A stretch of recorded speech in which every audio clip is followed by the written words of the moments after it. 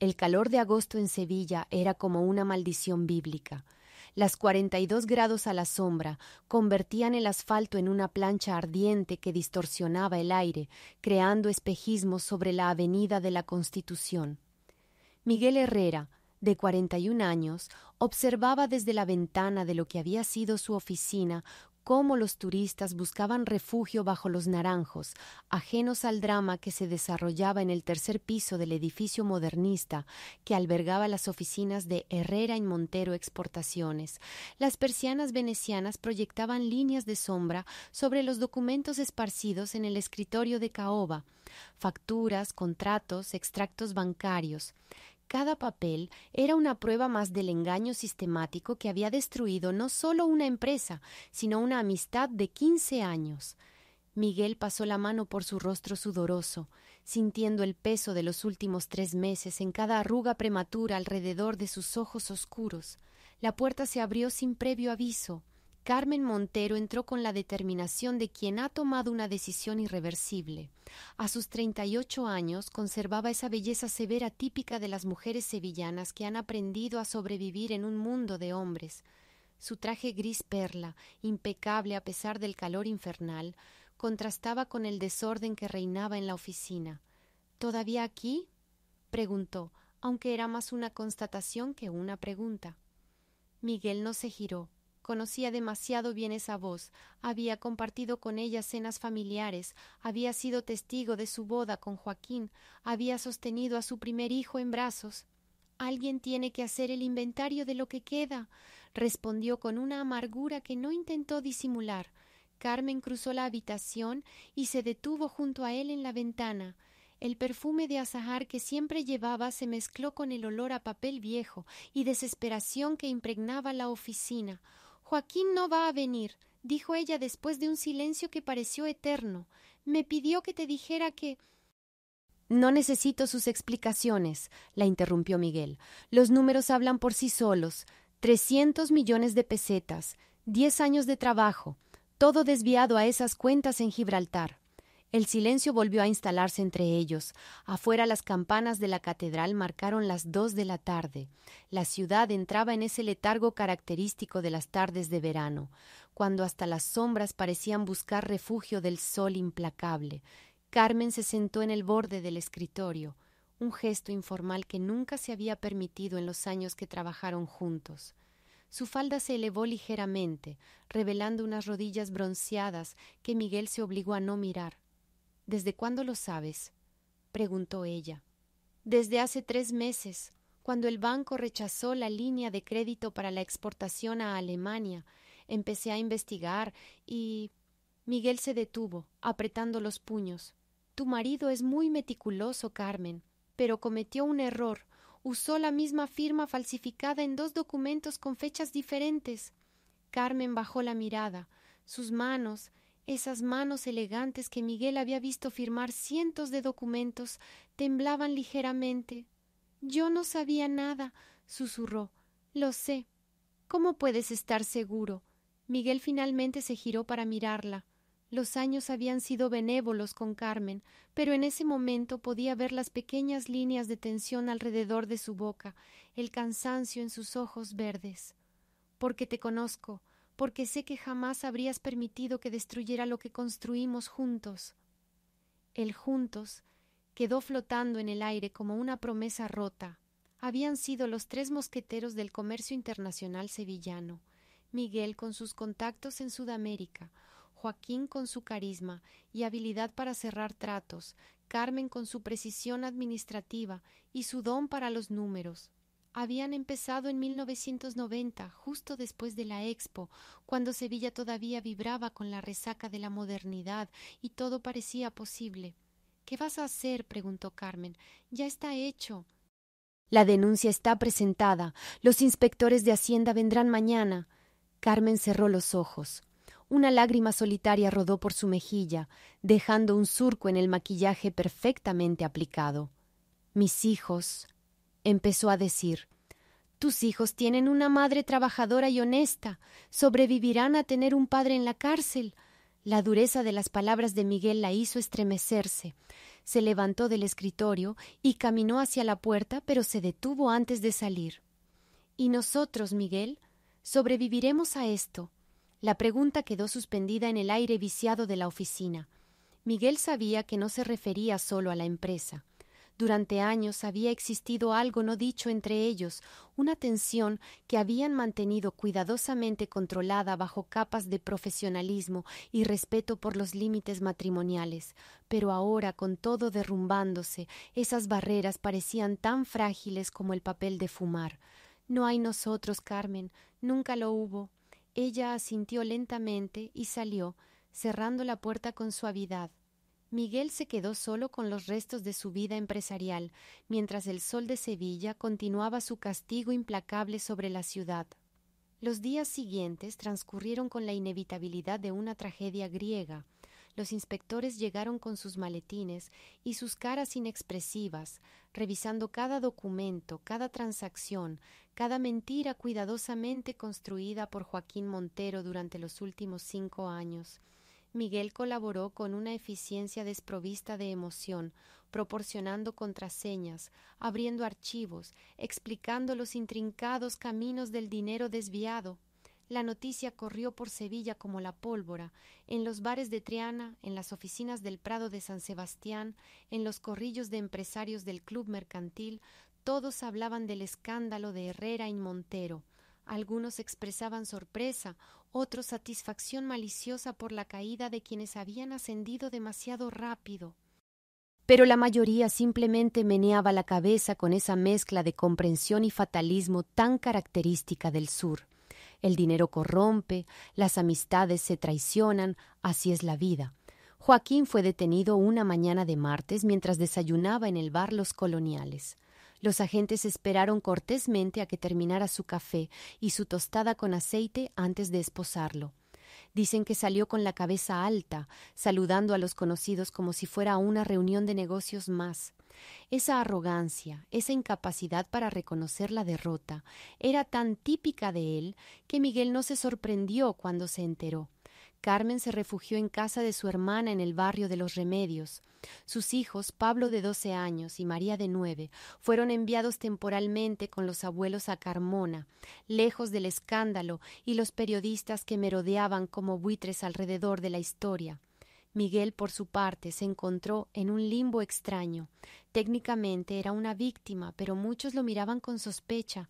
¿Cómo no se había dado cuenta antes? ¿Realmente era tan ingenuo? Las murmuraciones lo seguían por las calles estrechas del casco antiguo, donde había alquilado un pequeño apartamento después de vender su piso en Nervión para pagar las deudas más urgentes de la empresa. Una tarde de septiembre, cuando el calor comenzaba a ceder y las primeras lluvias amenazaban en el horizonte, Miguel recibió una llamada. Era Carmen. «Necesito verte», dijo sin preámbulos. Se encontraron en el parque de María Luisa, lejos de las miradas curiosas. Carmen había adelgazado visiblemente y su pelo, siempre perfectamente peinado, mostraba algunas canas prematuras. Llevaba un vestido sencillo de algodón azul que la hacía parecer más joven y vulnerable.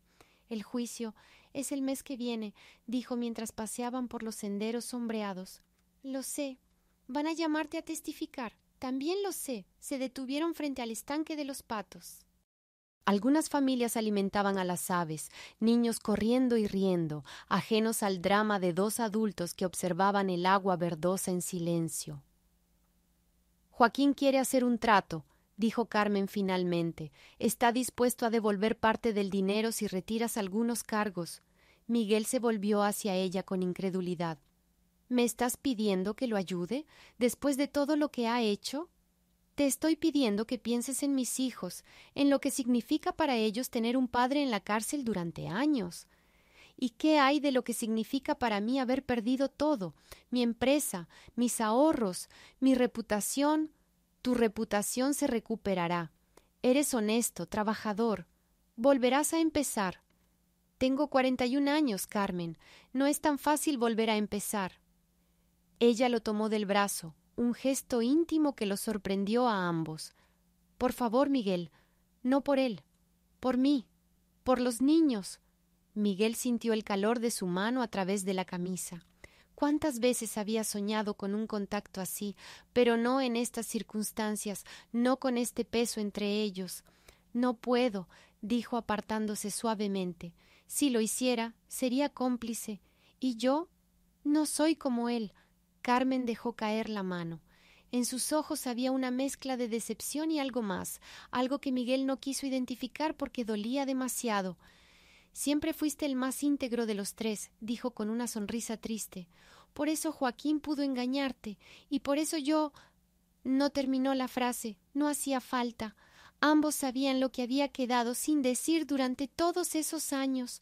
El juicio fue un espectáculo mediático.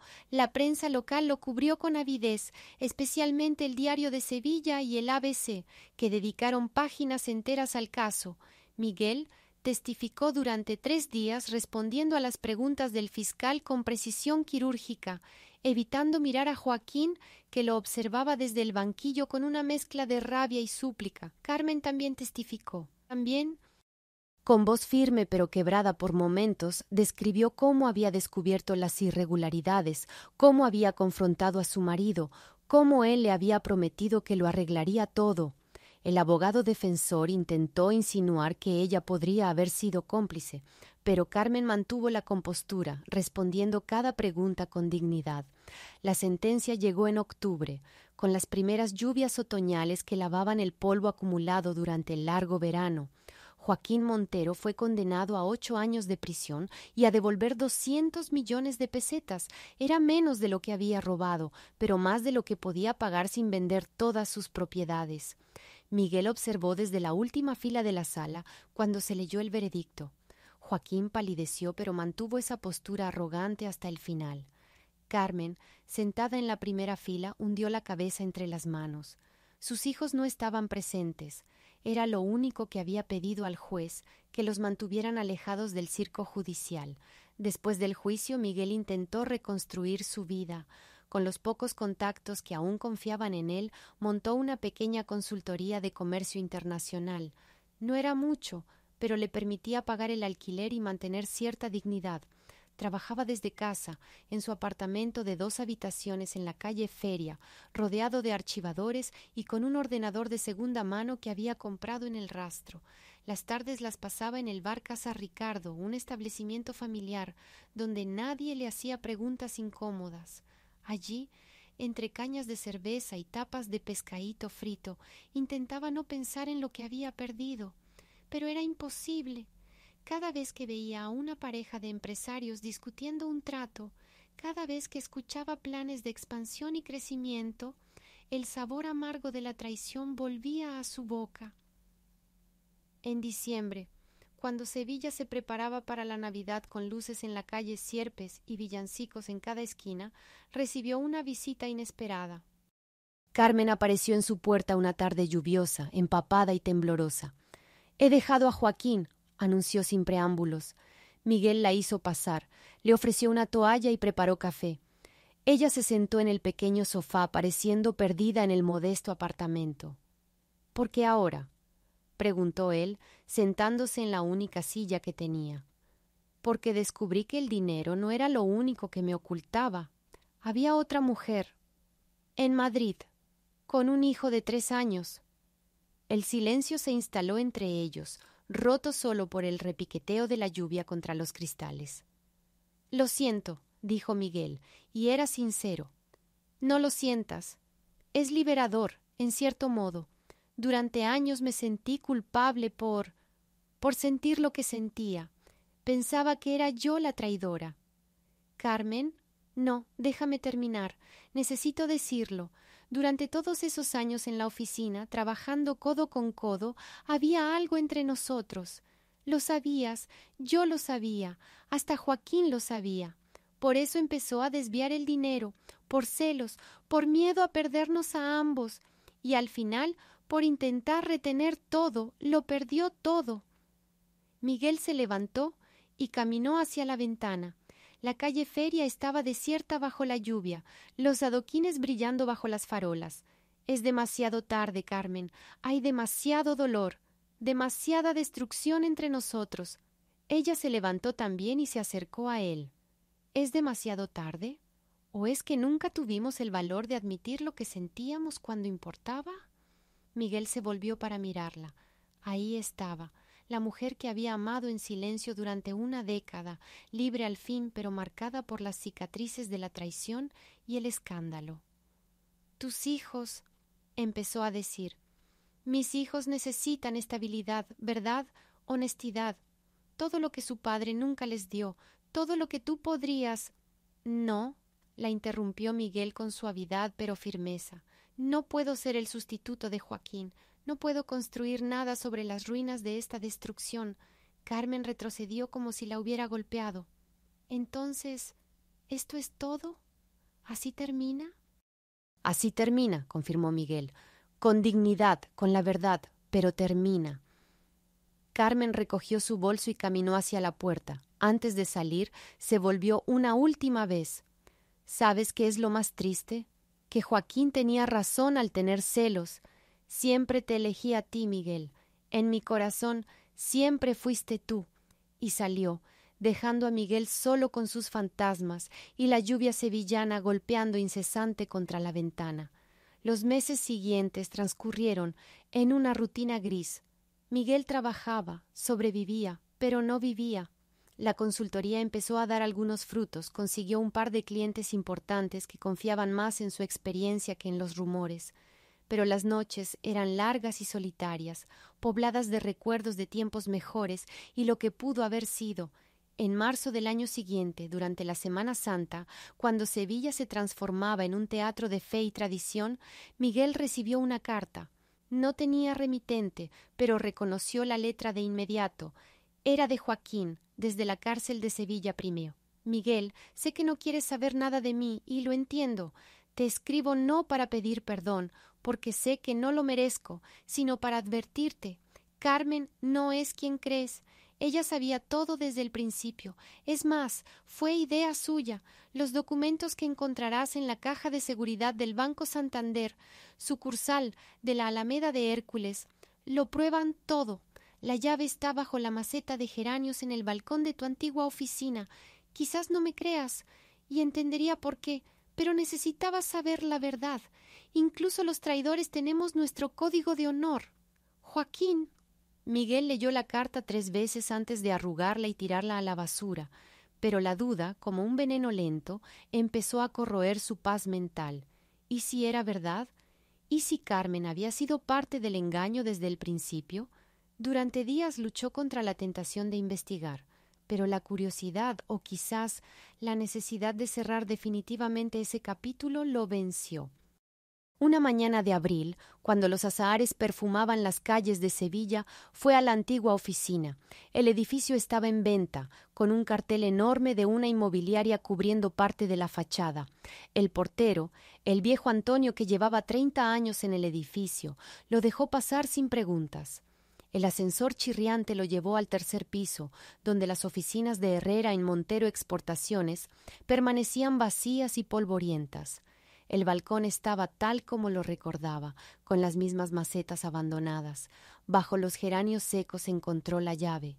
Era pequeña, de bronce, con un número grabado. El banco estaba a solo 5 minutos caminando. Miguel entró con la sensación de estar cometiendo un error, pero ya no podía detenerse. La empleada verificó su identidad, consultó los registros y lo condujo a la sala de cajas de seguridad. La caja 447 se abrió con un clic suave. Dentro había una carpeta manila con documentos, fotografías y cintas de casete. Miguel se sentó en la pequeña sala privada que el banco proporcionaba y empezó a revisar el contenido. Los documentos eran devastadores, contratos con la firma de Carmen autorizando las transferencias, correos electrónicos impresos donde ella coordinaba con Joaquín los movimientos de dinero, incluso fotografías de ella en Gibraltar, entrando al banco donde estaban las cuentas offshore. Pero lo peor eran las cintas. Con manos temblorosas, Miguel insertó una en el pequeño reproductor que había en la sala. La voz de Carmen llenó el espacio, clara e inconfundible. Miguel es demasiado honesto para su propio bien. Mientras mantenga los ojos en los contratos sudamericanos, no se dará cuenta de lo que hacemos con las exportaciones europeas. Es casi tierno lo mucho que confía en nosotros. La voz de Joaquín respondía. ¿Y si se entera? No se enterará. Y si lo hace, siempre puedo usar lo que siente por mí. Los hombres enamorados son predecibles, Joaquín, incluso tú. Miguel apagó el reproductor. Sintió náuseas, un vacío en el estómago que amenazaba con consumirlo. Todo había sido mentira. La mujer que había amado, por la que había sentido compasión, la que había creído otra víctima, había sido la arquitecta de su destrucción. Salió del banco tambaleándose como un borracho. El sol de mediodía lo golpeó con fuerza, cegándolo momentáneamente. Caminó sin rumbo por las calles de Sevilla, atravesando la Alameda, cruzando el puente de Triana, perdiéndose en el laberinto del barrio de Santa Cruz. Finalmente, al anochecer, se encontró frente a la casa de Carmen en Los Remedios. Era un piso elegante en un edificio de los años 70, con grandes ventanales que daban al Guadalquivir. Podía ver luz en el interior, sombras moviéndose tras las cortinas. Tocó el timbre. Carmen abrió la puerta vestida con un sencillo vestido de estar por casa, el pelo recogido en una cola de caballo. Al verlo, su rostro mostró primero sorpresa, luego algo parecido al miedo. «Miguel, ¿qué haces aquí?» Él entró sin pedir permiso, algo que nunca había hecho antes. «¿Dónde están los niños?», preguntó. «Con mi hermana. Miguel, ¿qué pasa?» Él sacó uno de los documentos de su chaqueta y lo puso sobre la mesa del recibidor. Joaquín tenía razón, fuiste tú desde el principio. Carmen miró el papel y toda la sangre pareció abandonar su rostro. Se apoyó contra la pared, como si las piernas no pudieran sostenerla. «Déjame explicarte». «¿Explicar qué?» «Que me usaste, que todo fue una actuación, que mientras yo me desvivía por mantener la empresa a flote, tú y tu marido me robaban sistemáticamente». «No fue así. Tengo las cintas, Carmen. Tu voz, tus palabras. Los hombres enamorados son predecibles». El silencio que siguió fue denso, cargado de electricidad. Carmen caminó lentamente hacia el salón y se sirvió un vaso de whisky con manos temblorosas. Bebió un trago largo antes de hablar. «¿Quieres saber la verdad? ¿Toda la verdad? Ya la sé». «No, no la sabes. Sí, participé». «Sí, sabía lo del dinero, pero no por las razones que crees». «No me importan las razones. Deberían importarte». Su voz había ganado fuerza, una dureza que Miguel no le conocía. «Mi padre perdió todo en el 92, después de la Expo. Se suicidó, Miguel. Se colgó en el garaje de casa mientras mi madre estaba en misa y yo en la universidad. ¿Sabes por qué? Por confiar, por ser honesto, por creer que sus socios empresariales eran sus amigos. Lo dejaron hundirse mientras ellos se salvaban». Miguel la miró, desconcertado por el giro de la conversación. «Eso no justifica». «No intento justificar nada, solo explicar. Cuando Joaquín propuso lo del dinero, vi la oportunidad de no ser nunca más la hija del suicida, la viuda del fracasado. Vi la oportunidad de que mis hijos nunca tuvieran que pasar por lo que yo pasé. Y yo fui el daño colateral». Carmen lo miró directamente a los ojos. «No, tú fuiste el único remordimiento, la única parte del plan que me dolió. Por eso intenté mantenerte al margen, por eso insistí en que te centraras en Sudamérica. Pensé que si no sabías nada, no serías culpable, que podrías reconstruir tu parte cuando todo terminara». «Qué considerada». La ironía en la voz de Miguel era cortante como un cuchillo. «No espero que lo entiendas. Pero esa última vez que vine a tu apartamento, cuando te dije que siempre te había elegido a ti, eso era verdad. Es la única verdad en medio de todas las mentiras». Miguel sintió una risa amarga subiendo por su garganta. «¿Y se supone que eso debe consolarme? ¿Que me amabas mientras me robabas? No, no debe consolarte. Debe destruirte, como me está destruyendo a mí». Se miraron a través del salón, dos personas rotas por la codicia, la traición y un amor imposible. Afuera, el Guadalquivir fluía indiferente hacia el Atlántico, llevándose los sueños y las promesas rotas de una generación que había creído que el dinero podía comprar la felicidad. «Voy a ir a la policía», dijo Miguel finalmente. «Lo sé. Irás a la cárcel». «Lo sé también. Tus hijos...» Estarán mejor sin una madre mentirosa. Al menos eso es lo que me digo para poder dormir. Miguel caminó hacia la puerta. Antes de salir, se volvió una última vez. ¿Valió la pena? Todo el dinero, todo el engaño. ¿Valió la pena? Carmen sonrió con infinita tristeza. Pregúntame dentro de 10 años, cuando haya pagado mi deuda. Si todavía me queda algo de alma, te responderé. Miguel salió del piso y no volvió a mirar atrás. Esa misma noche fue a la comisaría y presentó las nuevas pruebas. El escándalo se reabrió con más fuerza que antes. Carmen fue detenida a la mañana siguiente, mientras llevaba a sus hijos al colegio. La imagen de los niños llorando mientras su madre era esposada apareció en todos los periódicos locales. El segundo juicio fue más rápido que el primero. Carmen se declaró culpable de todos los cargos, rechazando incluso la defensa que su abogado intentó montar. Fue condenada a 6 años de prisión. Miguel no asistió al juicio. Para entonces había vendido todo lo que le quedaba y había comprado un billete de avión a Buenos Aires. Tenía contactos allí, gente que aún creía en él, oportunidades para empezar de nuevo lejos del veneno de Sevilla. La última noche antes de su partida, paseó por la ciudad que había sido su hogar durante toda su vida, las calles estrechas del barrio de Santa Cruz, la majestuosidad de la catedral, la belleza decadente de la Plaza de España. Todo le parecía ahora teñido de amargura, cada rincón un recordatorio de lo que había perdido. Se detuvo en el puente de Triana, mirando el río oscuro bajo la luna menguante. Sacó del bolsillo un pequeño objeto, el llavero de plata que Carmen le había regalado cuando abrieron la empresa, con las iniciales H&M grabadas. Lo sopesó en la mano por un momento, sintiendo su peso, recordando el día que ella se lo había dado, su sonrisa, la promesa de un futuro brillante. Lo lanzó al río. El pequeño chapoteo se perdió en el rumor constante del agua. Miguel se quedó unos minutos más, respirando el aire húmedo del Guadalquivir, despidiéndose en silencio de todo lo que dejaba atrás. Al día siguiente, mientras su avión despegaba del aeropuerto de San Pablo, miró por última vez la ciudad, extendiéndose bajo el sol implacable de agosto. Sevilla brillaba como un espejismo dorado, hermosa y cruel, guardando sus secretos y traiciones bajo el manto del calor andaluz. 5 años después, Miguel había construido una nueva vida en Buenos Aires, una pequeña empresa de importación-exportación que funcionaba honestamente, sin socios, sin complicaciones. Vivía solo en un apartamento en Palermo, con vista a las calles arboladas que le recordaban, en días de nostalgia, a los parques de Sevilla. Una tarde de invierno austral, mientras revisaba contratos en su oficina, su secretaria le anunció una visita inesperada. Era Pablo, el hijo de Carmen. Ya no era el niño de 12 años que Miguel recordaba, sino un joven de 17, alto y serio, con los ojos verdes de su madre. Mi madre me dio su dirección, dijo sin preámbulos. Me pidió que le entregara esto cuando cumpliera 18 años. Cumplo la semana que viene, pero necesitaba hacer este viaje ahora. Le extendió un sobre.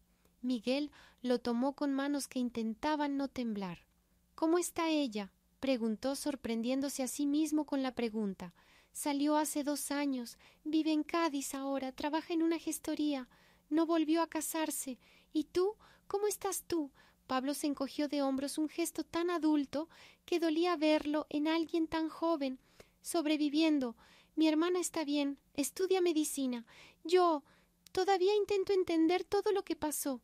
Es una historia complicada. Lo sé. Mi madre me lo contó todo.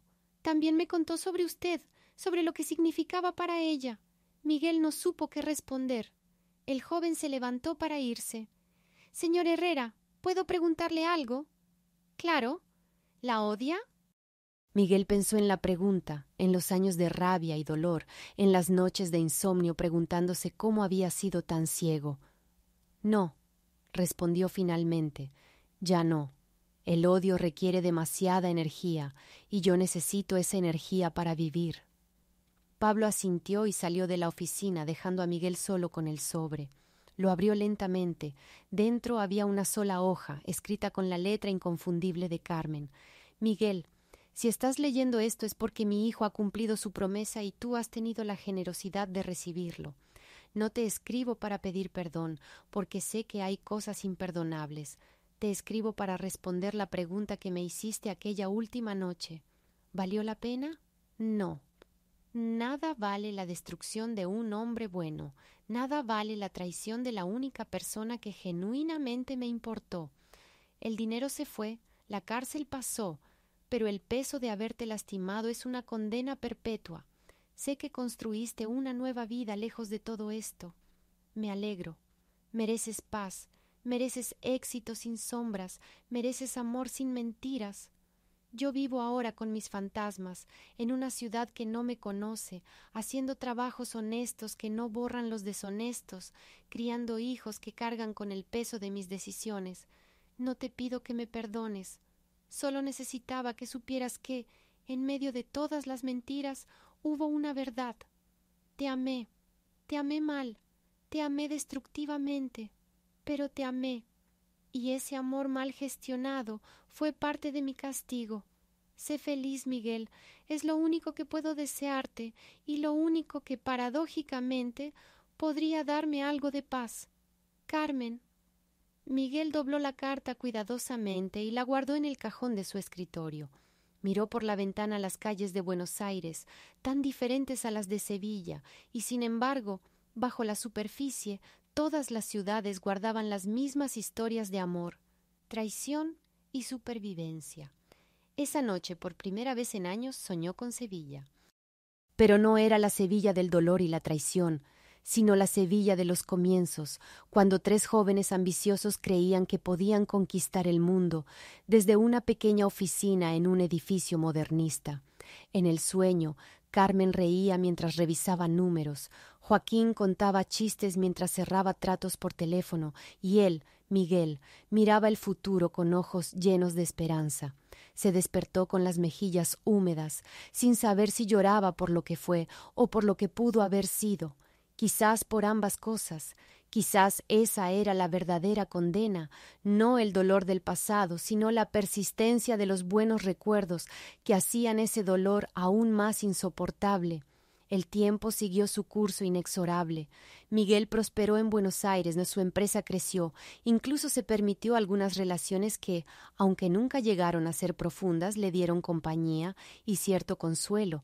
Pero Sevilla, Carmen y toda aquella historia permanecían como una cicatriz que dolía con los cambios de tiempo.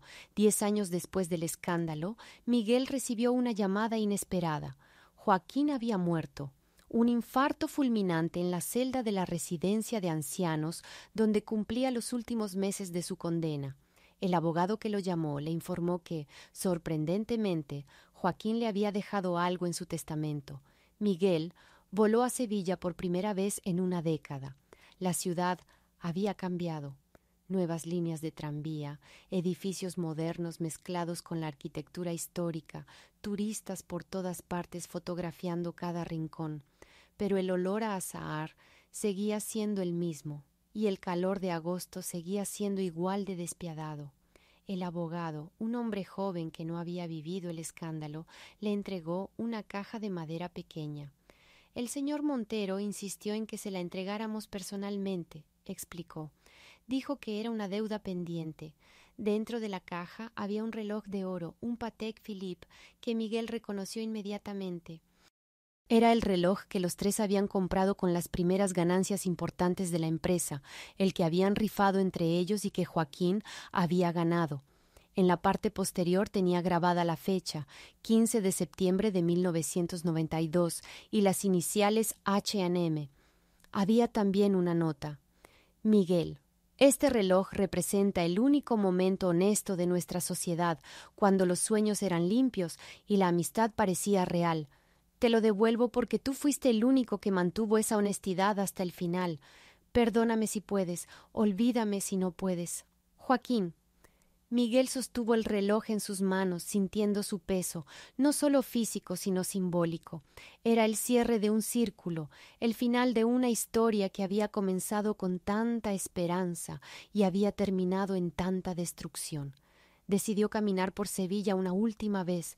Sus pasos lo llevaron, casi sin quererlo, al antiguo edificio de oficinas. Había sido renovado, convertido en apartamentos de lujo. En la planta baja, donde antes estaba el bar donde desayunaban cada mañana, ahora había una tienda de ropa de marca. «¿Miguel?» La voz lo sobresaltó. Se volvió y allí estaba Carmen. El tiempo había sido relativamente amable con ella, aunque las arrugas alrededor de sus ojos y las canas en su pelo contaban la historia de años difíciles. Vestía de forma sencilla, sin la elegancia ostentosa de antes. «Carmen». Se miraron en silencio, dos supervivientes de su propio naufragio, en la acera donde tantas veces habían planeado el futuro. «Supe lo de Joaquín», dijo ella. «Vine para el funeral. Solo estábamos los niños y yo. Lo siento». «No lo sientas». Hacía tiempo que Joaquín había muerto para nosotros. Un grupo de turistas pasó entre ellos, rompiendo momentáneamente el contacto visual. Cuando volvieron a mirarse, había algo diferente, como si los años hubieran lavado parte del veneno. «¿Café?», preguntó ella. Por los viejos tiempos, Miguel dudó. Cada fibra de su ser le decía que dijera no, que diera media vuelta y no mirara atrás. Pero algo, quizás la curiosidad, quizás la necesidad de un cierre real, lo hizo aceptar. Se sentaron en un café cerca de la catedral, en una mesa apartada donde podían hablar sin ser molestados. Carmen pidió un cortado, Miguel un café solo, como siempre. «¿Cómo está Buenos Aires?», preguntó ella.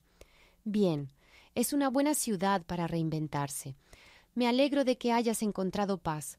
No sé si es paz, es distancia, a veces es suficiente». Bebieron sus cafés en silencio por unos momentos. «Mis hijos están bien», dijo ella de repente. «Pablo es ingeniero, María está terminando medicina. No les hablé de ti hasta que fueron mayores para entender». «¿Y qué les dijiste?» «La verdad, que fuiste la única víctima real en toda esta historia, que tu único crimen fue confiar en las personas equivocadas». Miguel sintió algo moviéndose en su pecho, una vieja herida pulsando. «Todos fuimos víctimas, Carmen, hasta Joaquín a su manera, víctimas de nuestra propia ambición, de nuestra cobardía, de nuestra incapacidad para ser honestos con nosotros mismos». Carmen lo miró con sorpresa. «No esperaba esa perspectiva de ti. Han pasado 10 años, he tenido tiempo para pensar, para analizar. La rabia se fue diluyendo y quedó algo más complicado.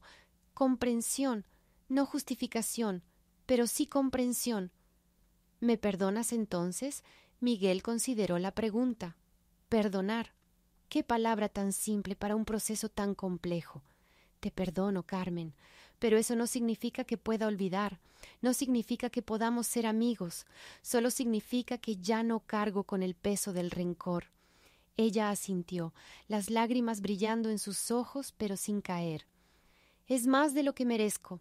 Es lo que todos merecemos, la oportunidad de seguir adelante sin el lastre del pasado». Terminaron sus cafés y salieron del establecimiento. En la calle, bajo el sol inclemente de Sevilla, se despidieron con un apretón de manos formal, casi profesional. «Cuídate, Miguel». «Tú también, Carmen». Miguel la vio alejarse por la calle estrecha, su figura cada vez más pequeña, hasta que desapareció en una esquina. Supo con absoluta certeza que no volverían a verse. Esa tarde tomó el vuelo de regreso a Buenos Aires. Mientras el avión despegaba, miró el reloj de oro que llevaba ahora en su muñeca. Las manecillas marcaban las 3 de la tarde, la hora muerta de Sevilla, cuando la ciudad se rendía ante el calor y se sumía en una siesta que era casi como un pequeño muerte. Pero Miguel ya no estaba muerto. Había sobrevivido a la traición, al amor no correspondido, a la pérdida de todo lo que había construido, y en esa supervivencia había encontrado algo valioso, la certeza de que podía confiar en sí mismo, de que su integridad había resistido la prueba más dura. El avión atravesó las nubes y el sol brilló sobre las alas plateadas. Abajo España se extendía como un mapa dorado, con sus ciudades y sus dramas, sus pasiones y sus traiciones. Miguel cerró los ojos y se permitió, por primera vez en 10 años, no pensar en el pasado sino en el futuro. En Buenos Aires lo esperaba su vida real, no la que había soñado en Sevilla, sino la que había construido con sus propias manos sobre las cenizas de sus ilusiones, una vida más modesta quizás, pero más honesta, una vida sin Carmen, sin Joaquín, sin la empresa que iba a conquistar el mundo, pero una vida suya, completamente suya. Y eso, pensó mientras el avión surcaba el Atlántico, valía más que todo el dinero que Joaquín había robado, más que el amor que Carmen había fingido o no había sabido expresar, más que los sueños de grandeza que habían compartido en aquella oficina del tercer piso. La dignidad, descubrió Miguel en algún punto sobre el océano, no se perdía con la traición ajena, sólo se perdía con la traición propia. Y él, a pesar de todo, había permanecido fiel a sí mismo. El reloj de oro marcaba las horas con precisión suiza, indiferente a los dramas humanos que había presenciado. Era solo un objeto, pero Miguel lo llevaba como un recordatorio. El tiempo cura, el tiempo revela, el tiempo pone a cada uno en su lugar. Cuando el avión aterrizó en Ezeiza, Miguel respiró el aire húmedo del río de la Plata con algo parecido al alivio. No era el Guadalquivir, no olía a azahar, no tenía el peso de la historia de Sevilla. Era simplemente otro río, en otra ciudad, donde un hombre podía ser quien eligiera ser, sin el peso de quien había sido. Tomó un taxi hacia Palermo, mirando las calles familiares de su ciudad adoptiva. El taxista hablaba sin parar sobre política, sobre fútbol, sobre el precio del dólar. Miguel lo escuchaba a medias, perdido en sus pensamientos. En su apartamento colocó el reloj de oro en una caja y la guardó en lo alto del armario. No lo necesitaba para recordar. Los recuerdos estaban grabados en lugares más profundos que la memoria, en la forma en que desconfiaba de los socios demasiado encantadores, en su insistencia en revisar personalmente cada documento, en su decisión de mantenerse solo en los negocios. Esa noche abrió una botella de Malbec y se sentó en su balcón mirando las luces de Buenos Aires. La ciudad palpitaba con su propio ritmo, ajena a las tragedias personales de sus habitantes. En algún lugar alguien estaba siendo traicionado. En algún lugar alguien estaba enamorándose de la persona equivocada. En algún lugar una amistad se rompía por dinero. Pero también en algún lugar alguien estaba reconstruyendo su vida. Alguien estaba aprendiendo a perdonar. Alguien estaba descubriendo que sobrevivir era su propia forma de victoria. Miguel alzó su copa en un brindis silencioso, por los supervivientes, por los que mantienen la dignidad en la derrota, por los que aprenden que a veces perder todo es la única forma de encontrarse a sí mismos. El vino tenía un sabor complejo, con notas de frutas maduras y un final ligeramente amargo.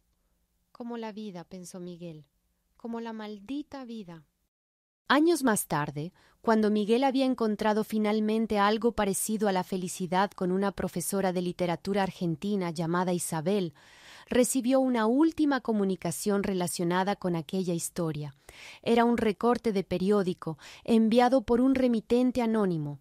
Carmen había muerto en un accidente de tráfico en una carretera secundaria de Cádiz. El artículo mencionaba que era viuda, que dejaba 2 hijos profesionales exitosos y que había trabajado los últimos años ayudando a mujeres víctimas de estafas financieras. Miguel leyó el artículo 2 veces antes de doblarlo y guardarlo junto al reloj de oro.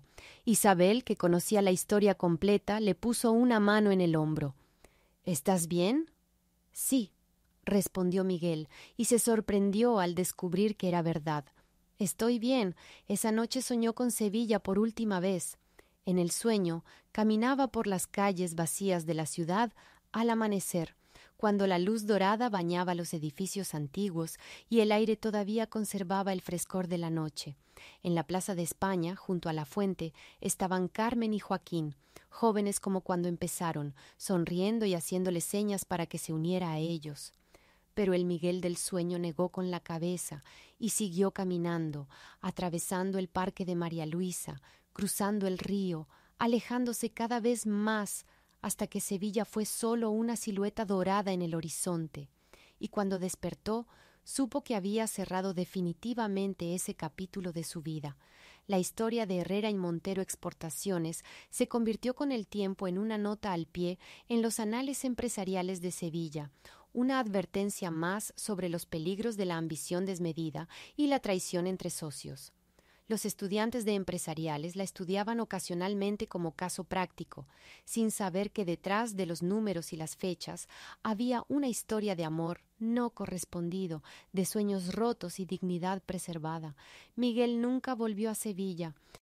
Vivió el resto de sus días en Buenos Aires, dirigiendo su modesta empresa con honestidad escrupulosa, amando a Isabel con la cautela de quien ha sido herido, pero se atreve a intentarlo de nuevo, envejeciendo con la serenidad de quien ha pagado sus deudas con el pasado.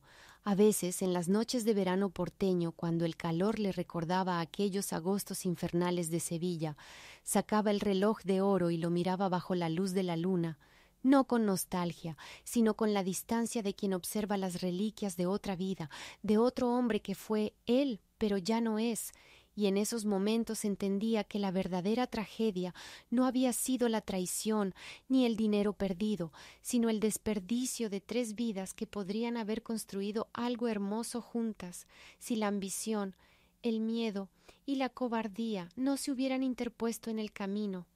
Pero también entendía que de esa tragedia había nacido algo valioso, la certeza de que la integridad era el único capital que nadie podía robar, la única inversión que siempre daba dividendos, aunque fueran dividendos de paz interior en lugar de millones en el banco. El reloj seguía marcando las horas con precisión implacable, recordándole que el tiempo no se detiene por los dramas humanos, que cada segundo es una oportunidad para elegir entre la honestidad y el engaño, entre el amor verdadero y la conveniencia, entre la dignidad y la supervivencia a cualquier precio. Miguel eligió la dignidad. Y en esa elección, a pesar de todo lo perdido, había ganado algo que ni Joaquín con sus millones robados, ni Carmen con sus manipulaciones habían conseguido: la capacidad de mirarse al espejo cada mañana sin apartar la vista. Era suficiente, más que suficiente, era todo